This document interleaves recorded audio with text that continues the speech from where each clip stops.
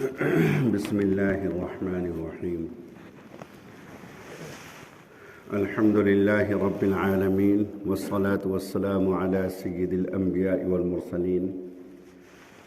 وعلى آله وأصحابه وأزواجه وذرياته أجمعين، أما بعد. فأعوذ بالله من الشيطان الرجيم. بسم الله الرحمن الرحيم. إنما التوبة على الله للذين يعملون السوء بجهالة ثم يتوبون من قريب فأولئك يتوب الله عليهم وكان الله غفورا رحيما. وليست التوبة للذين يعملون السيئات حتى إذا حضر أحدهم الموت قال إني تبت الآن وللذين يموتون أولئك أعتدنا لهم عذاب أليم. معزز سامعین، عزیز طلباء، آج کی اس دینی مجلس کا جو موضوع ہے وہ یہ ہے کہ ہر بندہ اس حال میں زندگی گزارتا ہے کہ اس سے کچھ نہ کچھ خطائیں، کچھ نہ کچھ غلطیاں سرزد ہوتی ہیں. زندگی کے جس شعبے میں جو رہتا ہے اس شعبے میں ضرور کچھ نہ کچھ گندگی، پالیدگی اور کچھ نہ کچھ غلاظت گناہوں کی اس کے سر پر آن کر کے پڑتی ہے، کبھی قصداً اور کبھی سہواً، کبھی جان بوجھ کر کے اور کبھی غلطی سے، بھول سے. اللہ رب العزت نے مختلف مقامات پر قرآن کریم کی متعدد آیتوں میں توبہ کا ذکر فرمایا. اتفاقی بات یہ ہے کہ جو آیات میں نے آپ کے سامنے تلاوت کی، کل ہی ہماری وہ آیتیں گزری ہیں جلالین شریف میں. اللہ رب العزت فرماتا ہے کہ توبہ یقیناً ان لوگوں کی قبول ہوتی ہے جو برے اعمال کرتے ہیں لیکن نادانی میں، انجانے میں، بھولے سے، اور اگر قصداً بھی کرتے ہیں تو توبہ کرنے میں دیر نہیں کرتے، فوراً وہ توبہ کر لیتے ہیں. یعملون السوء بجہالہ، بجہالہ کا مطلب ہے کہ نادانی، انجانے میں کوئی غلطی ہو گئی، یہ کہ قصداً جان بوجھ کر کے بھی کوئی غلطی ہو گئی، تو فرماتے ہیں اللہ تعالیٰ ثم یتوبون من قریب، پھر وہ جلدی ہی توبہ کر لیتے ہیں.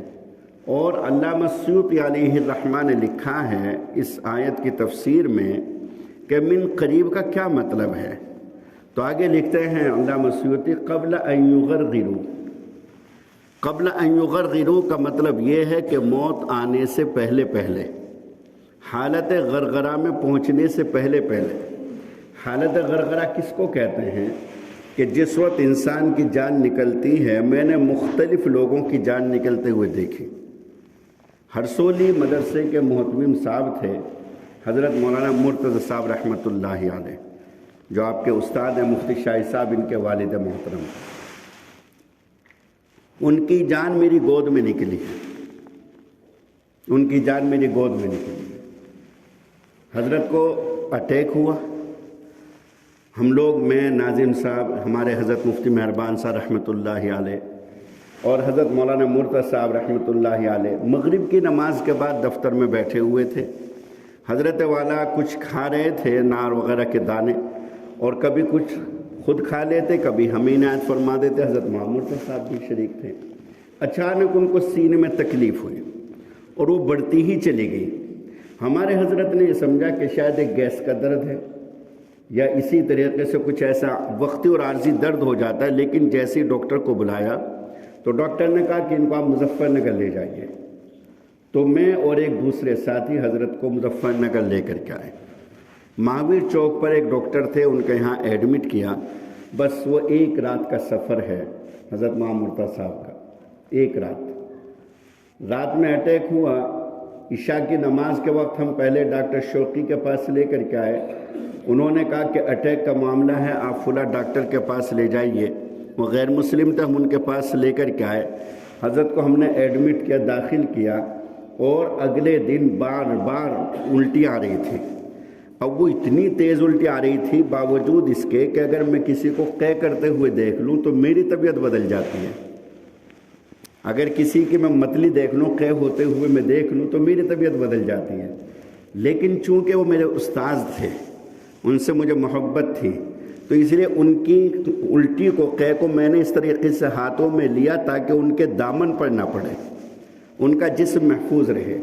اس کو ایسے لے کر کے میں نے بالٹی میں ڈالا، جو کچرے دان رہتا ہے ڈاکٹروں کے یہاں، اس میں ڈالتا رہا، وہ کرتے رہے، میں اس طریقے سے لے کر کے ڈالتا رہا، اس کے بعد اپنے ہاتھوں کو دھو لیا۔ تو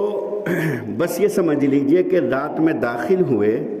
اور اگلے دن ظہر کی نماز کے آس پاس انتقال بھی ہو گیا۔ ہمارے حضرت مزاج پرسی کے لیے آئے تو ذرا غنودگی سی کی حالت تھی، حضرت نے کہا کہ چلو ہرسولی نہیں چلیں گے، چلیے ہرسولی چلیے، تو ذرا آنکھ کھولی، جبکہ کوئی اور آواز دے رہا تھا تو کسی کی بات کا جواب نہیں دے رہے تھے، لیکن جب حضرت نے آواز دی کہ مولانا کیا حال ہے، تو آنکھیں کھولی کہ ہرسولی چلیں گے، چلو ہرسولی چلتے ہیں، تو بس آنکھ کھول کر کے اتنا کہا کہ ہاں آؤں گا، اور بس حضرت والا گئے، اور چند منٹ کے بعد یعنی کہ تقریباً آدھا پونا گھنٹے کے بعد میں پھر تکلیف بڑھی، تو اس طریقے سے میری گود میں ان کا سر رکھا ہوا تھا، تو اسی حال میں ان کی جان نکل گئی۔ تو جب جان نکلتی ہے وہ پیروں کی طرف سے چلتی ہے، پیروں کی طرف سے چلتے چلتے یہاں تک پورے آدھے حصے کی جان نکل گئی، ہوتے ہوتے یہاں آ کر کے سانسیں اٹکتی ہیں، یہاں وَنَحْنُ أَقْرَبُ إِلَيْهِ مِنْ حَبْلِ الْوَرِيدِ، یہ ہے حبل ورید، شہ رگ، یہاں آ کر کے جان اٹک جاتی ہے، اور جس وقت یہاں آ کر کے جان اٹکتی ہے تو اس وقت آدمی کو ایسا ہوتا ہے جیسے کہ خراٹے لے رہا ہو، غرغر کی آواز آتی ہے، تو اسی کو کہا ہے علامہ سیوطی نے قبل ان یغرغروا، یعنی کہ غرغرے کی حالت سے پہنچنے سے پہلے پہلے، موت آنے سے پہلے پہلے، موت کے جو سکرات اور اس کے اثرات اور موت کے جو فرشتے اور ملائکہ ہیں ان کے نظر آنے سے پہلے پہلے بندہ توبہ کر لے۔ تو میں نے ساتھیوں کو بتایا، جلالین شریف کے ساتھیوں کو، کہ ثم یتوبون من قریب کا مطلب یہاں یہ نہیں کہ موت کا تو چونکہ وقت متعین ہے، لیکن نہ مجھے پتا ہے نہ تمہیں پتا ہے کہ موت آئے گی کب، تو اس کا مطلب یہ ہے آیت کا کہ جیسے ہی غلطی ہو، جیسی گناہ ہو، فوراً توبہ کر لے، اس لیے کہ ممکن ہے کہ اگلے لمحے جان ہی نکل جائے، ممکن ہے کہ ایک رات بھی نہ گزرے، ایک دن بھی تجھے مہلت کا نہ ملے، ایک دن میں ایک رات میں تیری جان نکل جائے، تو اس لیے ثم یتوبون من قریب قبل ان یغرغروا، کہ موت آنے سے پہلے پہلے تیرے لیے ضروری ہے کہ توبہ کر لے، اور وہ وقت متعین ہے لیکن نہ تمہیں پتا ہے نہ مجھے پتا ہے، تو مطلب اس آیت کا یہ ہوگا کہ جیسے ہی آدمی سے خطا ہو، غلطی ہو، تو خطا اور غلطی کو معاف کرانے میں اللہ رب العزت سے دیری نہ کریں۔ اللہ فرماتے ہیں فَأُولَٰئِكَ يَتُوبُ اللَّهُ عَلَيْهِمْ، ایسے لوگوں کی توبہ کو اللہ قبول فرماتے ہیں۔ وَلَيْسَتِ التَّوْبَةُ لِلَّذِينَ يَعْمَلُونَ السَّيِّئَاتِ حَتَّى إِذَا حَضَرَ أَحَدَهُمُ الْمَوْتُ قَالَ إِنِّي تُبْتُ الْآنَ وَلَا الَّذِينَ يَمُوتُونَ وَهُمْ كُفَّارٌ أُولَٰئِكَ أَعْتَدْنَا لَهُمْ عَذَابًا أَلِيمًا۔ اس کا مطلب یہ ہے کہ ان لوگوں کی توبہ قبول نہیں ہوتی کہ جب وہ موت کے اثرات اور جب موت کے سکرات شروع ہوتے ہیں، حالت نزع شروع ہوتی ہے، اب وہ کہتے ہیں کہ اب میں نے توبہ کی، انی تبت الآن، اب میں توبہ کرتا ہوں، بے شک میں پوری مضبوط توبہ کرتا ہوں۔ اللہ فرماتے ہیں کہ ان کی توبہ قبول نہیں ہے۔ حتی اذا حضر احدهم الموت قال انی تبت الآن، اور نہ ان لوگوں کی توبہ قبول ہوگی کہ جو کفر کی حالت میں انتقال کر گئے، آخرت میں اللہ کے عذاب کو دیکھیں گے، جہنم کو دیکھیں گے کہ جہنم پوری شعلوں کے ساتھ اور دہکتے شعلوں کے ساتھ، پورے شباب کے ساتھ، اس طریقے سے جیسے کوئی اژدہا منہ پھاڑ کر کے آئے، تو اس طریقے سے جہنم منہ پھاڑ کر کے اژدہا کی طرح آئے گی، 70,000 فرشتے زنجیروں میں اس کو جکڑے ہوئے ہوں گے۔ اب جب آدمی جہنم کے نظارے کو دیکھے گا، اس وقت کہے گا اے پروردگار میں توبہ کرتا ہوں، اے اللہ میں توبہ کرتا ہوں۔ اللہ فرماتے نہیں، اب وہ توبہ کا وقت ختم ہو چکا ہے، اور وہ توبہ کا وقت ختم ہو چکا، اب وہ توبہ کا وقت باقی نہیں رہا، وہ توبہ کا وقت اس وقت تھا جب تیرے ہوش ٹھکانے تھے، وہ دنیا میں تھا۔ اب یہ عذاب اور یہ جہنم اور یہ سارے جہنم کے مناظر اور یہ ہولناکیاں اور یہ تباہ کاریاں دیکھنے کے بعد تو توبہ کرتا ہے؟ نہیں، اب تیری توبہ قبول نہیں۔ حال ہمارا یہ ہے دوستو کہ ساری باتیں سنتے ہیں، لیکن جو دل ہے نا، ہمارا دل، اس دل کے اوپر اس کا اثر نہیں ہوتا، اس پر چوٹ نہیں لگتی۔ اگر دل پر چوٹ لگ جائے تو پھر آدمی کی ساری دنیا ہی بدل جائے اور پورا انقلاب ہی آ جائے۔ سمجھ بات آ گئی؟ اصل ہے کہ دل پر چوٹ لگے۔ میں ایک واقعہ تمہیں سناتا ہوں۔ بنی اسرائیل میں ایک عورت تھی، بڑی حسین و جمیل، بڑی خوبصورت،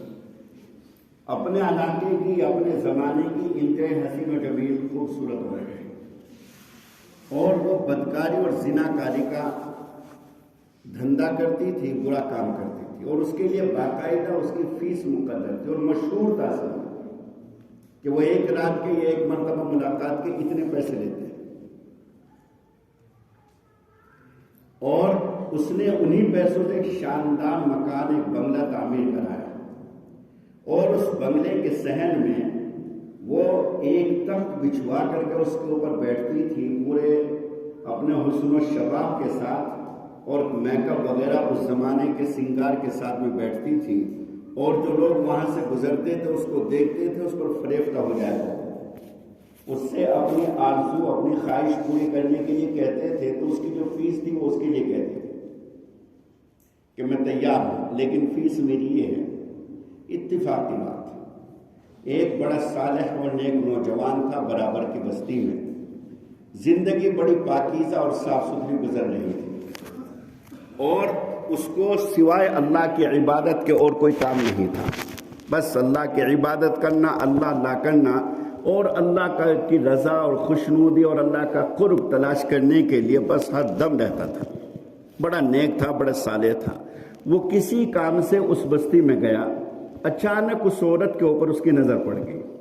حسین و جمیل لڑکی، خوبصورت، زندگی میں کبھی ایسا حسن و جمال کا پیکر اس نے نہیں دیکھا، فریفتہ ہو گیا۔ نیک ہے، صالح ہے، عبادت گزار ہے،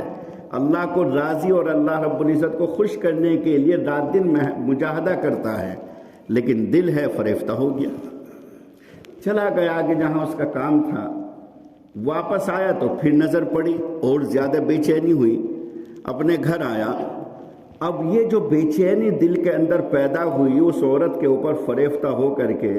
تو یہ بڑھتی گئی کہ کسی طریقے سے میں اس سے ملاقات کر لوں۔ اب اس کو ختم کرنے کے لیے روزے بھی رکھ رہا ہے، قیام اللیل رات میں تہجد بھی پڑھ رہا ہے، مجاہدے ریاضتیں بھی کر رہا ہے، اور دعائیں بھی کر رہا ہے، لیکن ایک جو کسک سی دل میں بیٹھ گئی تھی کہ ہر وقت اسی کا خیال، ہر وقت اسی کی یاد، اسی کا تصور، اسی کا چہرہ سامنے۔ بڑا پریشان ہوا، سالک تھا، راہ سلوک کا مسافر تھا، سوچا کہ ایک کام کر لوں کہ جو اس کی فیس ہے اس کا انتظام کر کے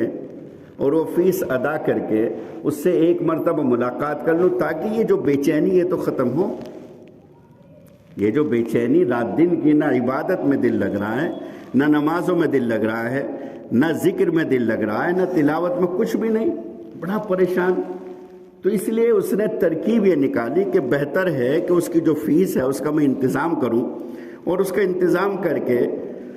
اور وہ ادا کر کے، اور اس کے بعد اپنا سکون کے ساتھ، تاکہ میں اللہ کی عبادت کر سکوں۔ چنانچہ اس نے جو محنت مزدوری کی اس سے اتنی رقم جمع کی، اور رقم جمع کرنے کے بعد پہنچ گیا وہاں، فیس جمع کر دی۔ فیس جمع کرنے کے بعد جب اس کے پاس تخت پر بیٹھا، اپنا مقصد پورا کرنے کے لیے پہلے کچھ بات چیت ہوگی، پھر اپنا مقصد پورا کرے گا۔ جب تھوڑی بات چیت کرنے لگا تو اچانک اس کے جسم پر لرزہ طاری ہو گیا، اچانک اس کا جسم ایسے کانپنے لگا۔ اب جب لرزہ طاری ہوا تو اس عورت نے پوچھا کیا بات؟ وہ کہنے لگا کہ اللہ کے لیے مجھے واپس جانے کی اجازت دے تو میں واپس جانا چاہتا ہوں۔ اس نے کہا کہ تم اتنے پریشان تھے اتنے دنوں سے میرے لیے، اور تم نے پیسوں کا بھی انتظام کیا، تم نے اپنی رقم بھی جمع کر دی، فیس جمع کر دی، پھر اس طریقے سے بغیر مقصد کے حاصل کیے تم کیوں واپس جانا چاہتے ہو؟ تو اس نے کہا کہ میرا اور میرے رب کا معاملہ ہے، بس آپ مجھے اجازت دے دیجیے، میں جانا چاہتا ہوں۔ وہ عورت کہنے لگی جب تک تم وجہ نہیں بتاؤ گے تب تک میں تمہیں واپس نہیں جانے دوں گی۔ تو اس نے بتایا کہ اصل میں کئی روز سے واقعی بڑا پریشان تھا تمہیں حاصل کرنے کے لیے، اور بڑی مشقت کے ساتھ میں نے اس رقم کا انتظام کیا۔ اب جب رقم کا انتظام کر کے میں تمہارے پاس آیا اور میں تمہارے پاس بیٹھا تو میرے دل میں خیال آیا، اور مجھے میرا اللہ یاد آیا، میرا رب یاد آیا کہ اللہ اب تک کی جو میری عمر تھی وہ تو میں نے اتنی اطاعت کے ساتھ، تیری محبتوں کے ساتھ اور تیری عبادتوں کے ساتھ گزار دی، آج کس موڑ پہ لا کر کے مجھے کھڑا کر دیا کہ باوجود اس کے کہ میری پاکیزہ زندگی ہے، پاکیزہ جوانی ہے، صاف ستھرا شباب ہے، اور آج اس موقع پہ لا کر کے کھڑا کر دیا کہ ایک بدکار عورت کے بازو میں مجھے بٹھا دیا۔ اے اللہ میں تیری ہی رضا چاہتا ہوں، مجھے اس جنجال سے نکال دے۔ اور بس ایسا خوف طاری ہوا میرے اوپر کہ مجھے میرا اللہ یاد آ گیا، مجھے میرا رب یاد آ گیا، اور میرا رب یاد آنے کی وجہ سے بس میرے جسم کے اوپر کپ کپاہٹ شروع ہو گئی، اس لیے مجھے آپ اجازت دے دیجئے۔ چلا گیا، جا کر کے اللہ رب العزت کی عبادت میں مشغول ہو گیا۔ اللہ جب جس کو بچانا چاہے، اب وہ تو چلا گیا، اس عورت کو خیال آیا، وہ بھی بنی اسرائیل کی عورت تھی، وہ بھی مسلمان تھی، صاحب ایمان تھی، اسے خیال آیا کہ ایک نوجوان صرف ایک دن زنا کرنے کے لیے میرے پاس آیا، اور اس کے اوپر رب کا اور اللہ کا اتنا خوف کہ ایک ملاقات کرنے کی وہ ہمت نہیں کر سکا، ایک مرتبہ زنا کاری بدکاری کی ہمت نہیں کر سکا، اور میرا تو رات دن کا یہی کام ہے، رات دن میں اسی غلط کاری بدکاری کو کرتی ہوں، تو میرا کیا بنے گا؟ بس اس خیال کا آنا تھا کہ اس چیز سے توبہ کی، اور دل کے اوپر جو چوٹ لگی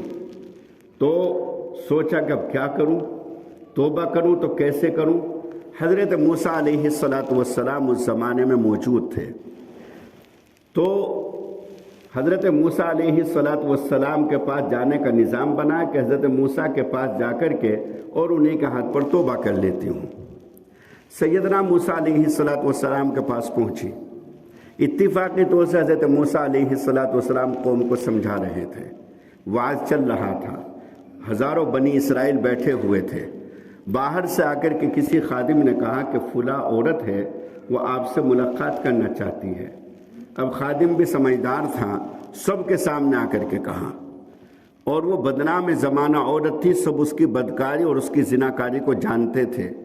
حضرت موسیٰ علیہ السلام کو خیال ہوا کہ اگر میں نے اس سے ملاقات کی تو یہ ساری کی ساری جو قوم بیٹھی ہے مجھ سے بدگمان ہو جائے گی، یہ مجھ سے بدظن ہو جائے گی، تو اس لیے حضرت موسیٰ علیہ السلام نے ملاقات سے انکار کر دیا کہ ان سے کہو کہ میں ان سے ملاقات نہیں کر سکتا۔ اب وہ پریشان حال موسیٰ علیہ السلام کی چوکھٹ پر آئی تھی، اس لیے تاکہ ان کے ہاتھ پر میں توبہ کر لوں اور بدکاری چھوڑ دوں اور نیک اور صالح زندگی گزار سکوں، لیکن اس دروازے سے واپس کر دیا گیا۔ اب پہلے سے ایک احساس تھا، دوسرے یہ احساس ہوا کہ نبی کے دروازے سے تجھے دھتکار دیا گیا، تو اتنی بدکار اور بد چلن ہے کہ نبی کے دروازے سے اس کی چوکھٹ سے تجھے دھتکار دے گا، واپس کر دے گا۔ آئی اپنے گھر،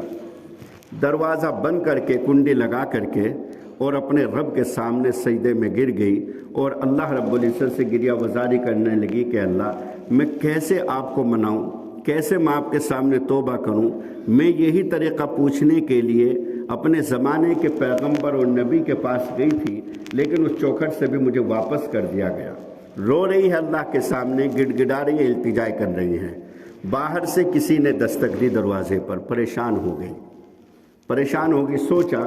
کہ کوئی ایسا ہی بدچلن آیا ہوگا، کوئی ایسا میرے ساتھ بدکاری کرنے کے ارادے سے آیا ہوگا، تو اس لیے اور زیادہ اللہ کے سامنے رونے لگے، اللہ میں آپ کے لیے اپنی عزت آئندہ محفوظ رکھنا چاہتی ہوں، اس بدکاری کو چھوڑنا چاہتی ہوں، اب یہ جو دروازے پر آیا ہے یہ پھر میرے ساتھ بدکاری کرنے کی کوشش کرے گا، اللہ میری حفاظت فرما۔ اب ادھر یہ زیادہ دعا کر رہی ہے ادھر دستک اور زیادہ بڑھ رہی ہے۔ آخر جب دستک آتی رہی، دستک باہر سے آواز آتی رہی دستک کی، تو اس نے کنڈی کھولی تو دیکھا کہ سامنے موسیٰ علیہ السلام کھڑے ہوئے ہیں۔ دیکھ کر کے حیران رہ گئی۔ حضرت موسیٰ علیہ السلام نے فرمایا کہ اللہ کی بندی، تم میرے دروازے پر آئی تھی، میں قوم کو واعظ و نصیحت کر رہا تھا، مجھے نہیں معلوم تھا کہ تم توبہ کے ارادے سے آئی ہو۔ جب تم واپس چلی آئی تو میرے رب کا پیغام میرے پاس آیا، اور رب نے کہا کہ اے موسیٰ، میری ایک بندی تیرے دروازے پر توبہ کے ارادے سے آئی تھی اور تو نے اسے بغیر توبہ کے واپس کر دیا، جاؤ اس کے دروازے پر جاؤ اور اسے توبہ کراؤ۔ اس لیے میرے رب نے تمہارے پاس مجھے خاص طور سے وحی کر کے بھیجا ہے۔ حضرت موسیٰ علیہ السلام کے ہاتھ پر توبہ کی۔ حضرت موسیٰ تو چلے گئے، اب وہ اللہ کے سامنے بڑی گڑ گڑائے، اے پروردگار، تیری بھی شان کیسی شان ہے کہ جب میں بدکاری کرتی تھی تو علاقے کے، شہر کے، بستی کے بڑے بڑے مکار، بدماش اور بڑے بڑے عیاش اور خبیث قسم کے لوگ میرے در پر آتے تھے، اور آج میں نے آپ کے سامنے توبہ کی تو آپ نے اس زمانے کا سب سے بڑا ولی صفت، سب سے بڑا پیغمبر اور نبی میری چوکھٹ پر بھیج دیا۔ یا تو چوکھٹ پر بدکار آتے تھے، توبہ کی نیت کی، توبہ کا ارادہ کیا تو نبوت چل کر کے ان کے دروازے پر چلی آئی۔ تو بہت اللہ کے سامنے سچے دل سے توبہ کی۔ صبح ہوئی، اب سوچا کہ توبہ تو میں نے کر لی، لیکن چونکہ میں بدنام بھی ہوں اور لوگ مجھے بدکار اور زناکار سمجھتے ہیں، میں کیا کروں، کہاں جاؤں؟ کوئی دوسرا گھر نہیں ہے، ماں باپ نہیں ہے، بہن بھائی نہیں ہے، سب سے رشتے ختم ہیں، اب جاؤں تو کہاں جاؤں؟ اسی نوجوان کا خیال آیا کہ اچھا ہو کہ میں اسی نوجوان کے پاس چلی جاؤں۔ اس نوجوان کا پتہ پوچھتے پوچھتے ایک چادر اس نے اوڑھی اور رات کے مغرب کی نماز کے بعد ذرا اندھیرا سا پھیلا تو نکل گئی، دوسری تیسری بستی تھی، وہاں پہنچی۔ جب وہاں پہنچ گئی، ان کے گھر پر پہنچی اور اندر داخل ہوئی تو پتہ چلا کہ نوجوان اندر عبادت میں مشغول ہے، دروازہ بند ہے، اور جب وہ عبادت کرتے ہیں، اللہ کا ذکر کرتے ہیں، کسی سے ملاقات نہیں کرتے، کچھ دیر تمہیں انتظار کرنا پڑے گا۔ گھر والوں کو کچھ معلوم نہیں یہ عورت کون ہے، کیا قصہ ہے، تم سامنے بیٹھ جاؤ، جیسے ہی وہ باہر نکلیں گے تم ان سے ملاقات کر لینا۔ چنانچہ اس نوجوان کی عبادت پوری ہوئی، اور جیسے ہی وہ باہر دروازہ اس نے کھولا تو سامنے وہ عورت بیٹھی ہوئی ہے۔ اب نوجوان نے کیا سمجھا کہ میں چونکہ اس کو چھوڑ کر کے آ گیا تھا، شاید اب یہ میرے ساتھ بدکاری کرنے کے ارادے سے میرے دروازے تک چلی آئی، اور اب یہ تجھے پھر اپنے حسن و جمال کے فتنے میں مبتلا نہ کر دے، پھر کہیں تجھے یہ آزمائش میں نہ ڈال دے، اور کہیں تیرا رب تجھ سے پھر ناراض نہ ہو جائے، خفا نہ ہو جائے۔ بس ان خیالات کا آنا تھا کہ ایک چیخ ماری، اور چیخ مار کر کے وہی ان کی روح قبض ہو گئی، انتقال ہو گیا۔ اب وہ عورت آئی تھی تو